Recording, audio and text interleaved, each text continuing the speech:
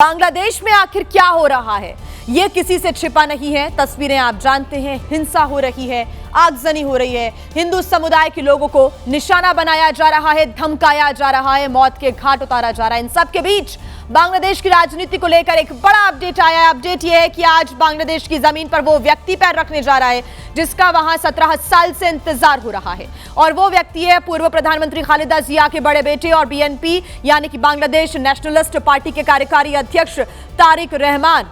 और इसके लिए देखिए भारी भीड़ उमड़ी हुई है। रहमान के स्वागत के लिए भारी भीड़ सड़कों पर आपको नजर आएगी। ये एरियल तस्वीरें आप देख रहे हैं। आपको बता दें कि कई आपराधिक केस और आरोप के बाद गिरफ्तारी से बचने के लिए 2008 में तारिक रहमान बांग्लादेश छोड़कर चले गए थे और तब से लंदन में ही रह रहे थे। तारिक रहमान खालिदा जिया के सबसे बड़े बेटे हैं और उनके राजनीतिक वारिस भी माने जाते हैं।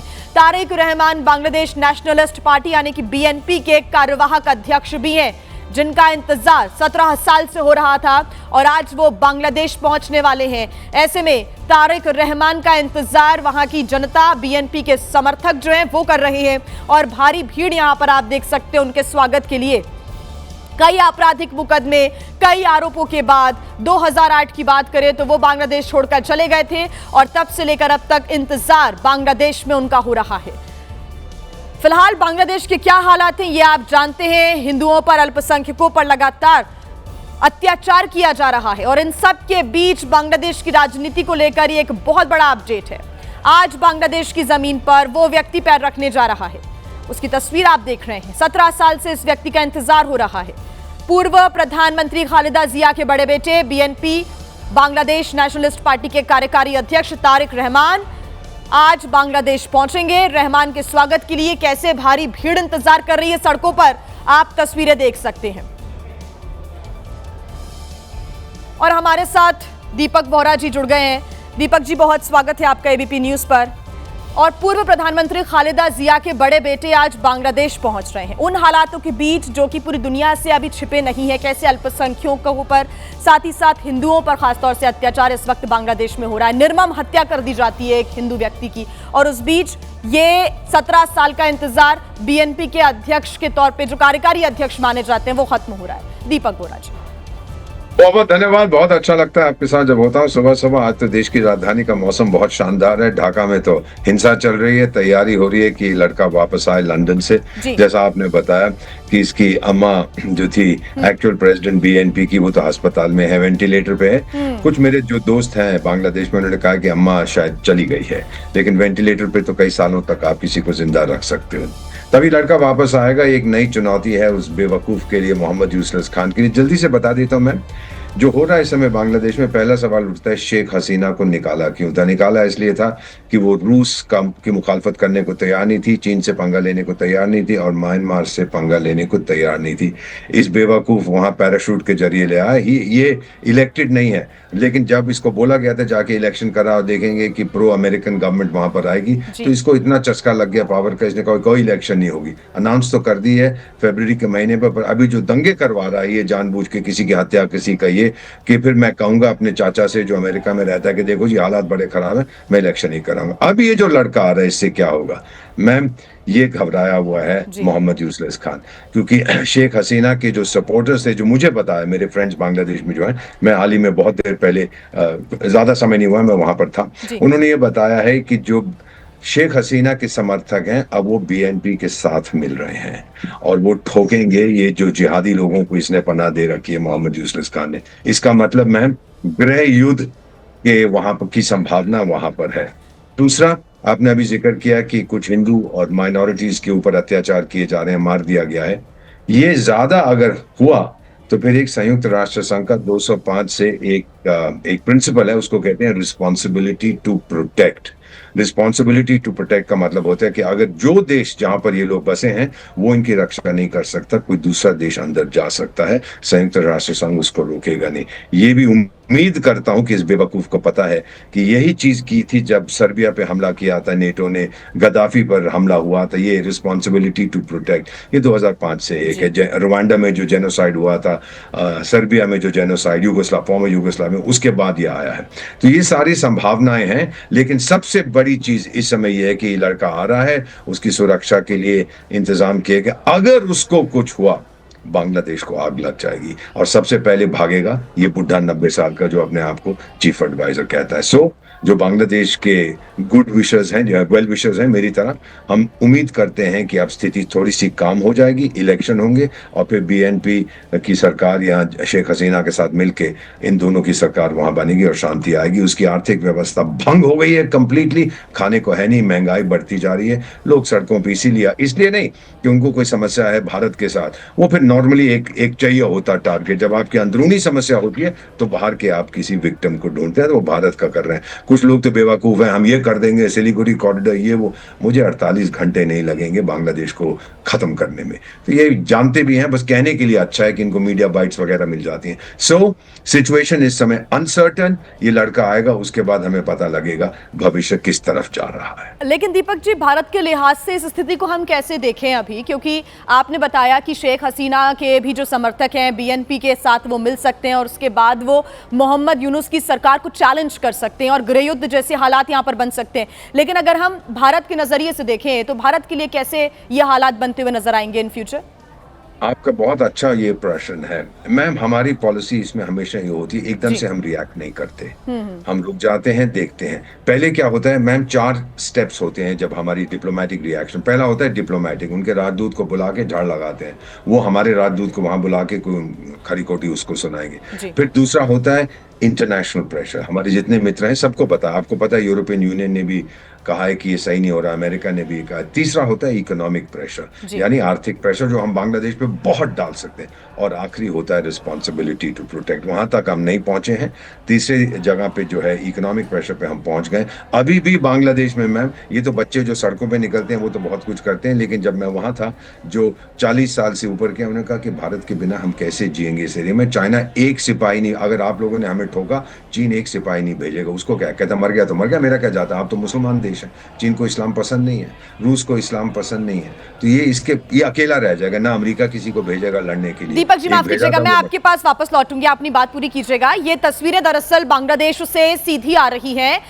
तारिक रहमान की जो फ्लाइट है, उसका जो प्लेन है वो यहां पर लैंड कर चुका है, यानी कि पहुंच चुका है। 17 साल के बाद बांग्लादेश नेशनलिस्ट पार्टी का कार्यकारी अध्यक्ष तारिक रहमान बांग्लादेश की जमीन पर उतर चुका है। 17 साल से इसका इंतजार किया जा रहा था और अब ये तस्वीरें हम आपको दिखा रहे हैं यहाँ के एयरपोर्ट की, बांग्लादेश की ये तस्वीरें, जहां पर एयरपोर्ट पर फ्लाइट की लैंडिंग हो चुकी है।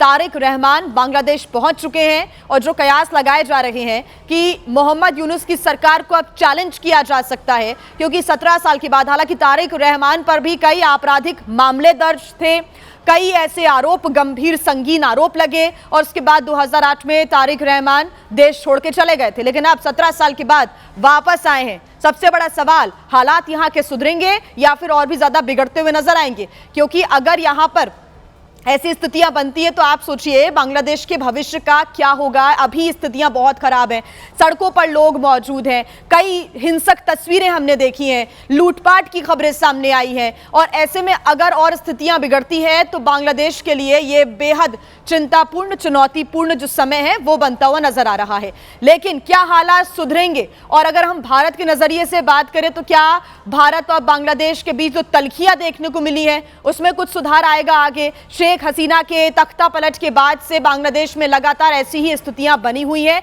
और बांग्लादेश के अंदर भारत विरोधी नारे भी लगाए गए हैं। तो ऐसे में क्या हालात अब तारिक रहमान के आने से सुधरेंगे या और बिगड़ते चले जाते हैं? सबसे बड़ा ये प्रश्न बना हुआ है और ये तस्वीरें आप देख रहे हैं जहां पर तारिक रहमान पहुंच चुके हैं। पूर्व पीएम बेगम खालिदा के बड़े बेटे हैं तारिक रहमान, जिनके ऊपर कई आपराधिक केसेस भी दर्ज रह चुके हैं। दीपक वोरा जी हमारे साथ जुड़े हुए हैं। दीपक जी, आप अपनी बात भी पूरी कीजिएगा अब, क्योंकि देखिए वतन वापसी हो चुकी है, तारिक रहमान की लैंड कर चुके हैं बांग्लादेश की सरजमी पर। दीपक जी। बेटा मैं इतना ही कहना चाहता था, ये जो लोग हैं जो इस समय सड़कों पर उतरे हैं, ये सब यंगस्टर्स हैं जी। इनको कहा गया है कि ये हो जाएगा, वो हो जाएगा। कार्ल मार्क्स ने भी कहा था जब पेट खाली हो तो धर्म उसके अंदर ठूस दीजिएगा, तो लोगों का पेट भर जाता है कि अगले जीवन में क्या मिलेगा। लेकिन हम लोग सिर्फ वॉच करेंगे इस समय सिचुएशन। अगर इस बेवकूफ 90 साल के बेवकूफ ने तारिक को गिरफ्तार करने की कोशिश करी, कई आरोप उस पर जैसा आपने बताया लगे हुए हैं, तो आग लग जाएगी। मेरा नहीं ख्याल ये करेगा। अगर इसने इलेक्शन भंग करने की कोशिश की फिर आग लग जाएगी। ये तो भाग जाएगा, ये तो हिलेरी क्लिंटन के घर में जाके खंसामागिरी करेगा, उसमें कोई दिक्कत, इसको दिक्कत नहीं है, लेकिन देश को बहुत नुकसान होगा। और जो सफर करेंगे वो बांग्लादेश के आम नागरिक हैं, जो नहीं चाहते इस आदमी को, जो थोपा गया उनके ऊपर। मैम, आपने ये देखा होगा कि इसने जो सरकार भी बनाई थी, सब यंगस्टर्स 20 साल के, 22 साल के, 25 साल के एडवाइजर्स बने फिरते हैं। ये चीफ एडवाइजर है। कोई मैच्योर लोग जो थे वो नहीं है इस सरकार। मैं नहीं मिला किसी से जब गया था जो कुछ सही तरह से डिसीजंस ले सके। फौज अभी तक खड़ी हुई है, साइड पे देख रही है, क्योंकि फौज अभी घबराई हुई है, क्योंकि कुछ भी हो सकता है। मैम, ये देखने का बांग्लादेश का बॉर्डर जो म्यांमार के साथ है वो तो पूरी तरह से अराकान आर्मी, बुद्धिस्ट हैं, उनके कंट्रोल में है। वहां पर भी दंगा कभी भी हो सकता है। 270 किलोमीटर का जो बॉर्डर है उसको उन्होंने कंट्रोल कर लिया। तो अभी देखने का है मैम कि इस लड़के के ऊपर मेरा ख्याल बहुत कुछ डिपेंड करता है। तो ये दीपक जी मानकर चल सकते हैं कि भारत के लिहाज से, हालांकि बहुत सारे आपने पैमाने बताए जिनको लेकर अब सोचना होगा और भारत की जो पॉलिसीज है उसके अनुसार ही काम होता है, लेकिन एक फिर भी हम अनुमान लगाएं तो क्या उसके हिसाब से ये एक पॉजिटिव हो सकता है कदम भारत के लिहाज से कि तारिक रहमान बांग्लादेश में आ गए? थोड़ा पॉजिटिव इसको देख सकते हैं जी। मैं जानता हूँ इसको, हमने संपर्क भी किया इनके साथ। आप ही के चैनल पे मैंने भी सुना था कि कुछ कॉन्टैक्ट्स हुए। हमारे लिए कोई दिक्कत नहीं है। हमारे लिए अगर दिक्कत सिर्फ है कि ये जो बेवकूफ 90 साल के, इसने अपने आप को एक कोने में डाल दिया। इलेक्शन के लिए आया था, नहीं कराएगा तो फंस गया, कराएगा तो फंस गया। It's a lose lose situation इसके लिए। लेकिन इस लड़के का वापस आना, आप देखिएगा हल्के हल्के, शायद शेख हसीना के साथ भी कुछ बातचीत हुई हो कि भाई आप भी वापस आ जाइए और फिर जॉइंट गवर्नमेंट कोalition जो भी कुछ है। लेकिन मोहम्मद यूनुस को बाहर निकालना आवश्यक है और वो हो जाएगा। 2 महीने तो बचे हैं, 2 से कम महीने बचे हैं। मेरा ख्याल 6 या 7 फरवरी को इलेक्शन होनी है। हिंसा होगी, बांग्लादेश में लोगों का नुकसान होगा, लेकिन उसके बाद जो हम कहते हैं अंग्रेजी में केओस से कोई ना कोई ऑर्डर बाहर आता है। हम वही देख रहे हैं इस समय। लेकिन नेशनल लेवल के जो चुनाव की घोषणा हो चुकी है दीपक जी, उसके पहले अभी भी हिंसा भड़की हुई है, यहाँ पर कोई हालात बहुत अच्छे नहीं है। और तारिक रहमान का पहुंचना, और यहाँ पे इसके पहले भारत के खिलाफ जमकर नारेबाजी हुई है। मोहम्मद यूनुस के हाथ में अभी बहुत बड़ी ये ताकत है कि जनता का समर्थन कहीं ना कहीं अभी है, उस जनता का जो कि सड़कों पर आकर उपद्रव मचाती है। ऐसे में ये बहुत ही चुनौतीपूर्ण हो जाएगा। जी, ये आपने सही कहा कि ये यंग लोग हैं, इनको अकल नहीं है। ये आ गए, इनको भड़का दिया कि ये मिल जाएगा, वो मिल जाएगा। फिर आपका जिहादिस्तान जो पड़ोसी है वो भी एक सिपाही नहीं भेजेगा। मैं आपको बताता हूँ, जिहादिस्तान में जो मेरे दोस्त हैं रिटायर्ड एम्बेसडर्स, वो कहने लगे 71 में हमने इनकी नस्ल बदलने की कोशिश की थी, नहीं हुआ, अब एक दूसरा मौका मिला। वो तो धिक्कार, वो तो थूकते हैं बंगालियों के ऊपर, और ये बेवकूफ बड़ा बना फिरता है जिहादी एटसेट्रा। मेरे को लगता है मैम, मैं कहना नहीं चाहता, हो सकता है कि कुछ अज्ञात लोग कुछ कर दें इसको भी।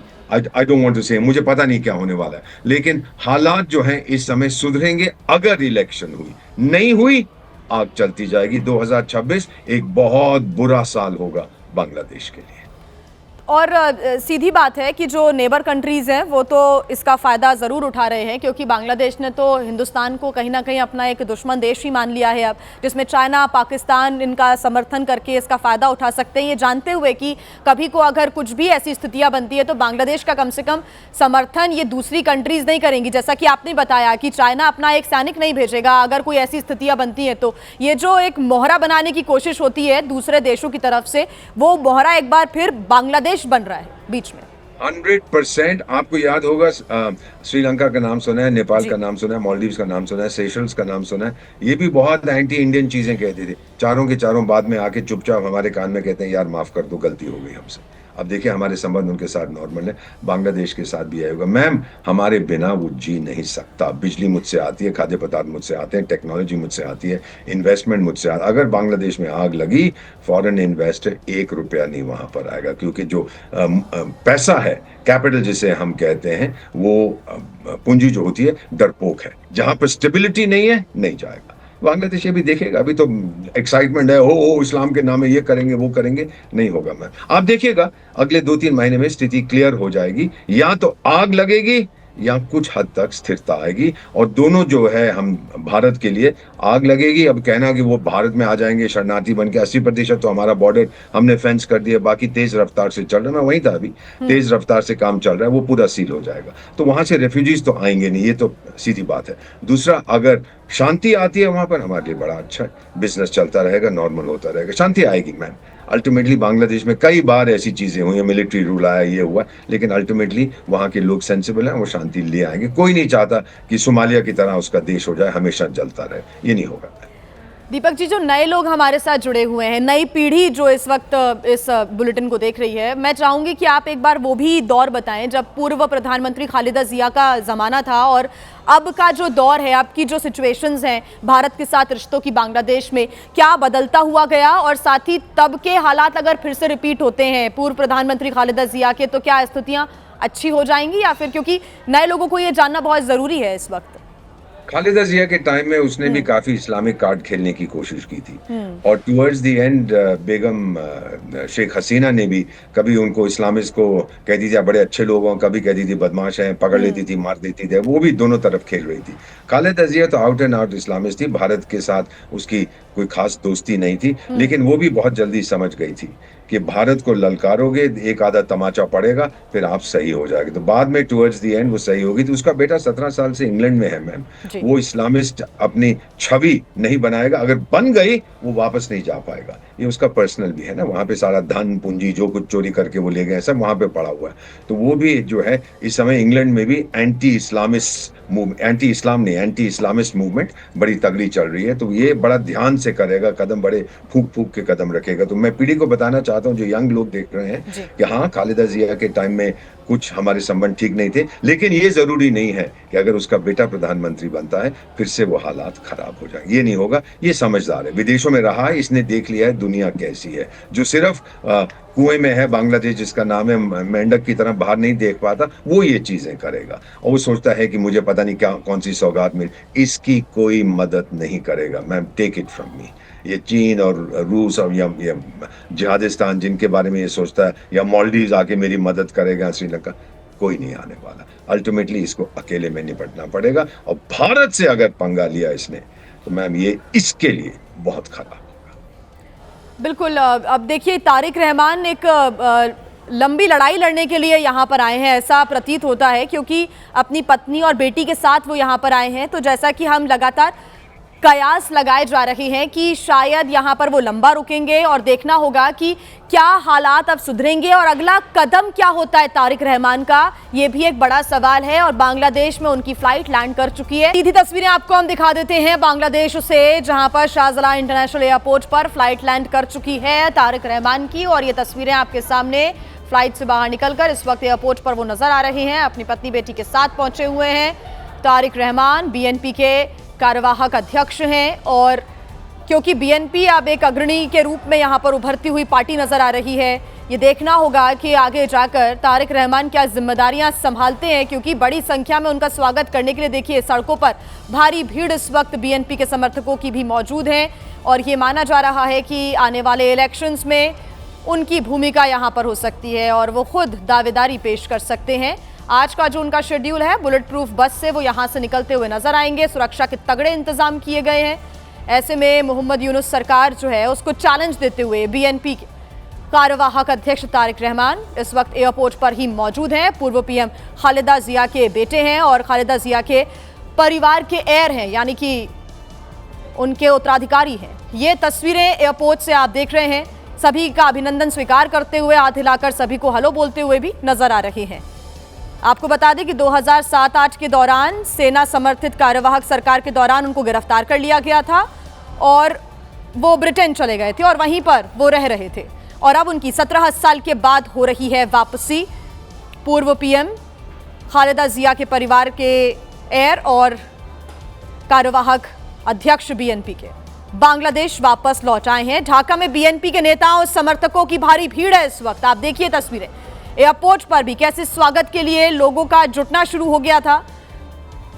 ऐसे में शेख हसीना के देश से बाहर होने की स्थिति में आगामी चुनाव में बीएनपी और तारिक रहमान को सबसे प्रमुख चेहरा माना जा रहा है, और जब शेख हसीना इस वक्त बांग्लादेश में मौजूद नहीं है तो बीएनपी के लिए और तारिक रहमान के लिए रास्ता साफ हो गया है। बांग्लादेश के अगले प्रधानमंत्री के तौर पर भी उनका नाम बेहद मजबूत माना जा रहा है। मुलाकात इस वक्त देखिए चल रही है।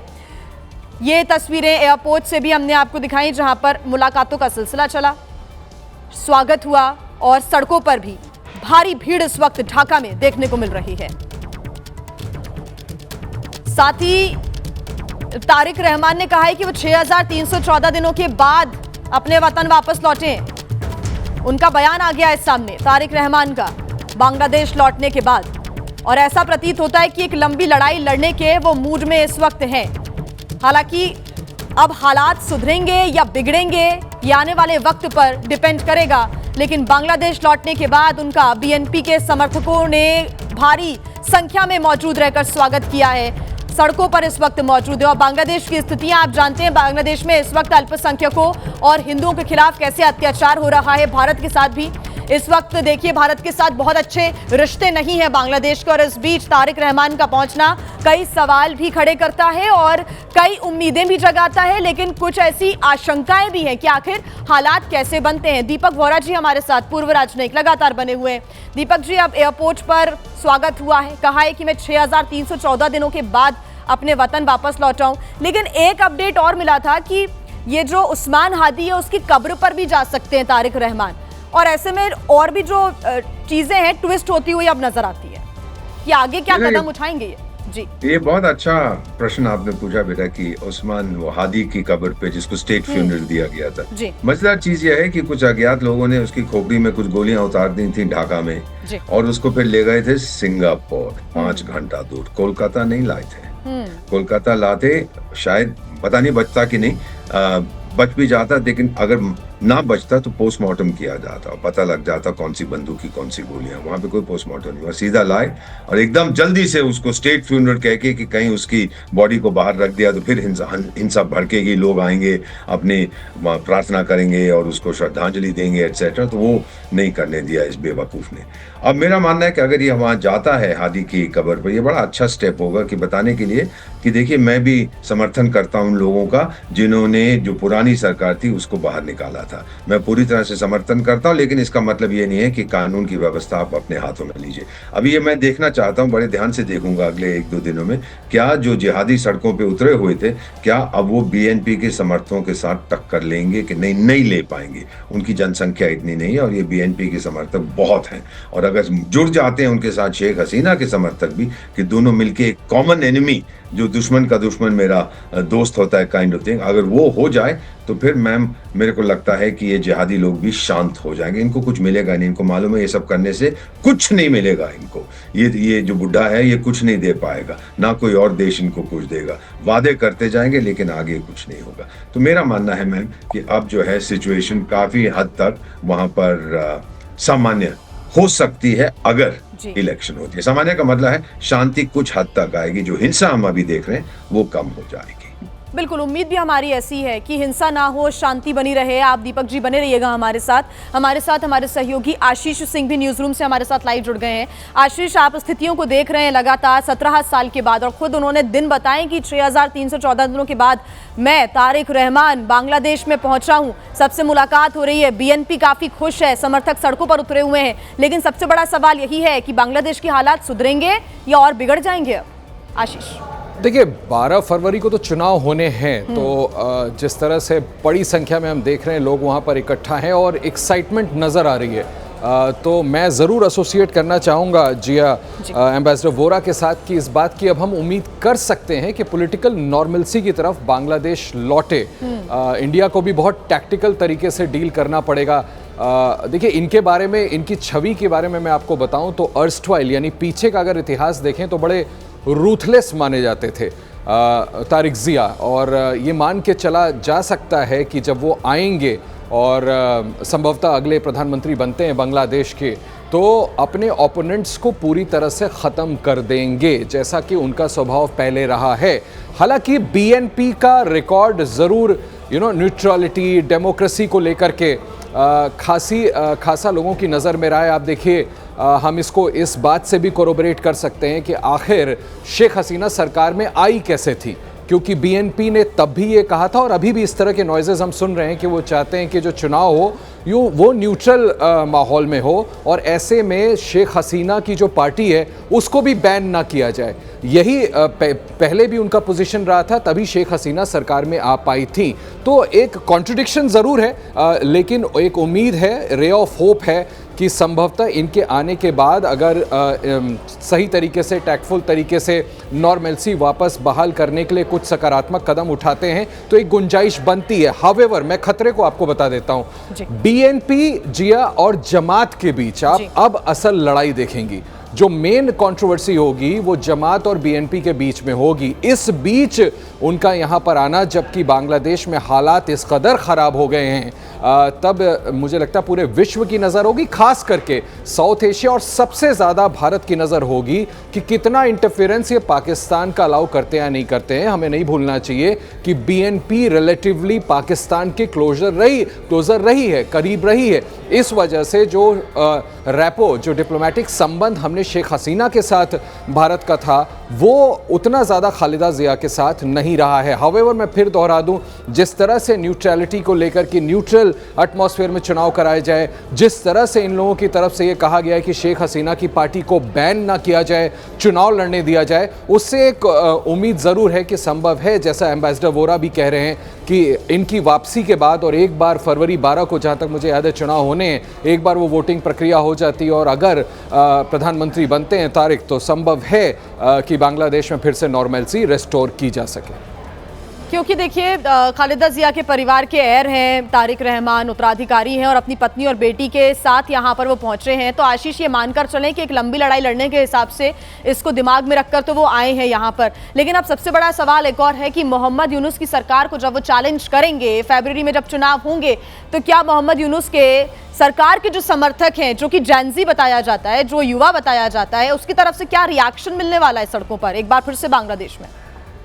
उनका एक इंटरनल पॉलिटिकल कॉन्ट्रडिक्शन है, लेकिन इसी इंटरिम सरकार के मुखिया ने खालिदा जिया के ऊपर जितने भी मामले थे उनको एक एक करके ड्रॉप भी किया। तो मुझे लगता है कि आने वाला भविष्य वो भी स्पष्ट देख रहे हैं। और देखिए ना, जिस तरह से 5 मिलियन के करीब, ये बड़ी संख्या है। आप देखिए, अच्छा, जिस तरह से जब हीथ्रो एयरपोर्ट से वो चल रहे थे, वो भी इमेजेस हमने देखे थे, और अब जब यहाँ पर लैंडिंग हुई है, तो जिस तरह का उत्साह वहाँ दिख रहा है, उससे कम से कम आने वाला भविष्य बांग्लादेश का पॉलिटिकल वो साफ स्पष्ट नज़र आ रहा है कि मोहम्मद यूनुस जितना भी चाहे, देखिए उसके बावजूद, जैसा मैंने जिक्र किया कि ये वही उन्हीं की सरकार है, इंटरिम गवर्नमेंट बांग्लादेश की, जिन्होंने खालिदा जिया के खिलाफ केसेस ड्रॉप किए हैं। देश में फरवरी में चुनाव होने वाले हैं। ऐसे में मुझे लगता है कि भली भांति वो भी जानते हैं कि अगर वो चैलेंज करना भी चाहें तो कितना चैलेंज कर लेंगे। अभी तो सपोर्ट खालिदा जिया की पार्टी के साथ है, इनके साथ है, और इतने सालों बाद वो वापस आ रहे हैं। तो आप ये मान के चलें कि ओवरवेलमिंग तरीके से देश के अगले प्रधानमंत्री बन सकते हैं। सभी को कितना मिला करके चलते हैं, जमात के साथ जो टकराव होने वाला है, जिसकी पृष्ठभूमि तो हम पहले से वहां पर देख रहे हैं, उसको वो कैसे पाटने की कोशिश करते हैं, कैसे उससे डील करते हैं, पाकिस्तान का इंटरफेरेंस कितना अलाउ करते हैं, कितना नहीं करते हैं, ये सब कुछ देखने वाली बात होगी। लेकिन मुझे लगता है कि मोहम्मद यूनुस अंतरिम प्रधानमंत्री थे, इससे ज़्यादा आप उनको रीड ना करें। फरवरी में एक बार चुनाव हो जाता है तो आप ये मान के चलिए, देखिए किस तरह से तस्वीरें आप लगातार दिखा रही हैं, लाखों की संख्या में लोग सड़कों पर उतरे हैं, बीएनपी के कार्यकर्ता कितने इंथुजियास्टिक नजर आ रहे हैं। इसी से बात स्पष्ट होती है कि ओवरवेलमिंग सपोर्ट तो देखिए, खालिदा जिया के ऑब्वियसली उत्तराधिकारी हैं, ऐसा तो है नहीं कि अब खालिदा जिया की लेगेसी को कोई और आगे बढ़ाएगा, जो आगे बढ़ाएंगे यही बढ़ाएंगे। शेख हसीना के एब्सेंस में कोई ऐसा पॉलिटिकल ओपोनेंट, बड़ा फिगर भी नहीं है जो उनको चैलेंज कर सके। तो हम ये मान के चलें कि उनके आने से राजनीति में बांग्लादेश के बड़ी तब्दीली ज़रूर आएगी। बीएनपी का शासन वापस आता दिख रहा है, और ऐसे में ये देखना बड़ा दिलचस्प होने वाला है कि खास करके भारत के साथ कैसा रैपो रहेगा। और मैंने आपको पहले भी कहा कि भारत को भी बहुत सूझबूझ के साथ अब इस संबंध को आगे बढ़ाना पड़ेगा, क्योंकि ऐसा लगता है कि अब शायद पहले जैसी खटास देखने को ना मिले, क्योंकि इस तरह के नॉइजेस जो मैंने आपको बताया कि पॉलिटिकल न्यूट्रलिटी की बात वो कर रहे हैं, उनकी पार्टी कर रही है।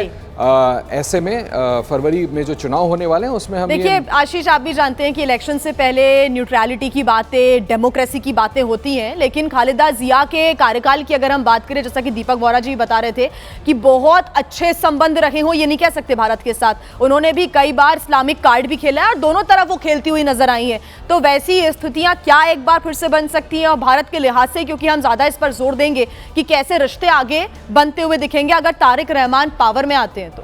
देखिए, भारत को भी तो उसमें कॉशियसली आगे चलना होगा। यही बात मैं आपसे कह रहा था कि उनका और बीएनपी और भारत का कोई संबंध उतना गाढ़ा रहा नहीं जितना शेख हसीना के साथ हमने पॉलिटिकल क्लोजनेस एंजॉय किया, जिस तरह का रैपो डिप्लोमेटिक संबंध शेख हसीना के साथ रहा। लेकिन फिर भी मैं आपसे दोहराना चाहूंगा कि देखिए, ये एक नई चीज हो रही है बांग्लादेश में। कब हो रही है? जबकि बहुत बड़ा विद्रोह हुआ लोगों को निकाल के घरों से मारा गया, जो माइनॉरिटी हिंदूज हैं उनके ऊपर इतने बड़े अट्रॉसिटीज हुए। So right noises has to be made. जिस तरह से मैं जिक्र कर रहा था, क्यों मैंने आपको पास्ट का हवाला दिया कि इतना रूथलेस इनका इतिहास रहा है। मैं फिर से दोहरा दूं कि अपने पॉलिटिकल ओपोनेंट्स को आप मान के चलिए पूरी तरह से खत्म कर देते। डिस्पाइट दैट बीएनपी को हमें इतना क्रेडिट तो देना ही पड़ेगा कि उस समय भी अगर वो इसी रवैये पर आगे बढ़ रहे होते तो शेख हसीना सरकार में कहां आती। शेख हसीना सरकार में आ पाई क्योंकि तब भी और आज भी आप देखें वहां से बयानात इसी तरह के आ रहे हैं कि शेख हसीना की पार्टी को बैन नहीं करना चाहिए, चुनाव लड़ने देना चाहिए। तो मैं सिर्फ एक रे ऑफ होप की बात कर रहा हूं कि यहां पर एक गुंजाइश बनती है। जिया, देखिए, ये न्यू वर्ल्ड ऑर्डर है, दुनिया बदल चुकी है, दुनिया वो पुरानी नहीं है। ऐसे में आपको नेक्स्ट डोर नेबर भारत की ताकत को भी रिकॉग्नाइज करना पड़ेगा। अब आप भारत के खिलाफ पाकिस्तान के साथ मिल करके सोचे कि कॉन्स्पिरेसी करके भारत को घुटने पे ला देंगे तो ये संभव नहीं है। ये तारीख को भी समझना होगा।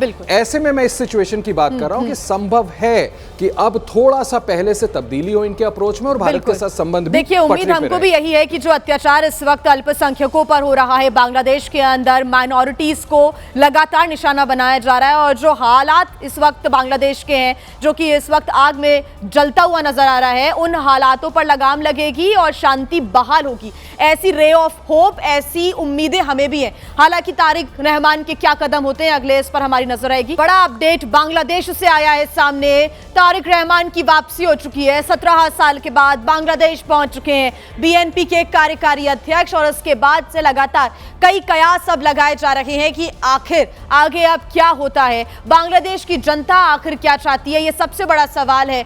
हमारे साथ हमारे लगातार मेहमान जुड़े हुए हैं। मजहर आई खान, बांग्लादेश के पत्रकार, जुड़ गए हैं। दीपक बोरा जी हमारे साथ जुड़े हुए हैं, पूर्व राजनयिक। दीपक बोरा जी, सवाल मेरा आपसे यही है कि चलिए मैं आपसे एक सवाल करूंगी, लेकिन उसके पहले मजहर आई खान हमारे साथ जुड़े हुए हैं।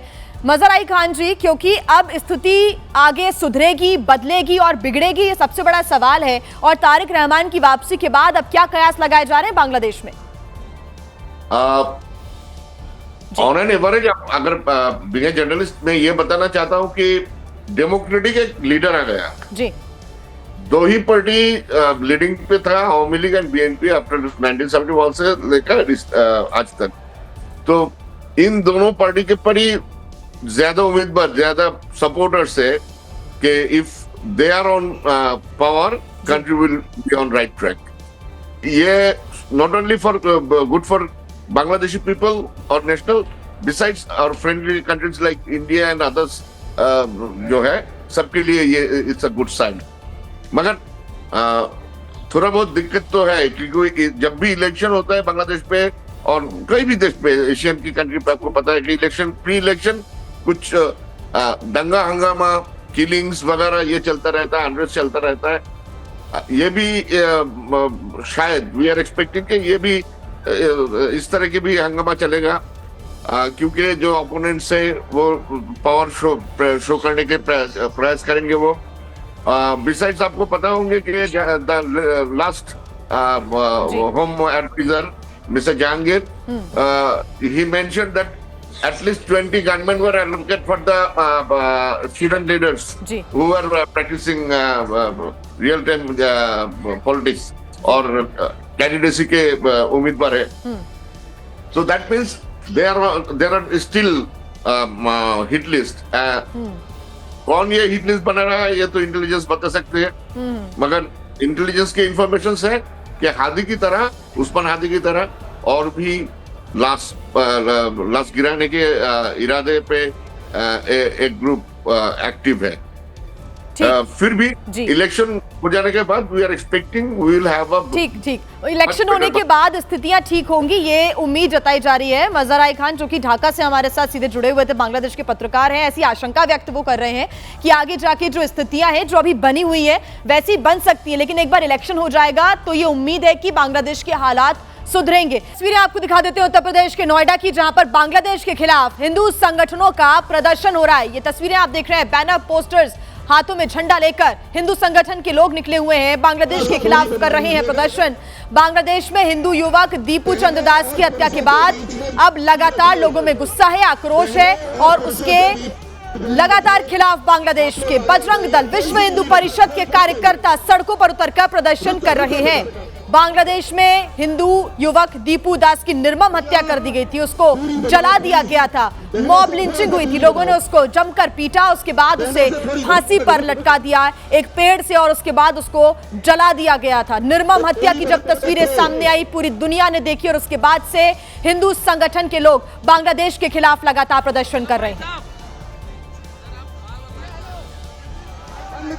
बंद करो। बांग्लादेश पर लगातार जो भी स्थिति होगी, एबीपी न्यूज आगे भी आप तक पहुंचाता रहेगा। हमारे साथ हमारे सहयोगी आशीष जुड़े हुए थे, बहुत शुक्रिया आशीष आपका हमारे साथ जुड़ने के लिए। साथ ही पूर्व राजनयिक दीपक बोहरा जी, आपका भी बहुत शुक्रिया एबीपी न्यूज के साथ जुड़ने के लिए और जानकारी साझा करने के लिए।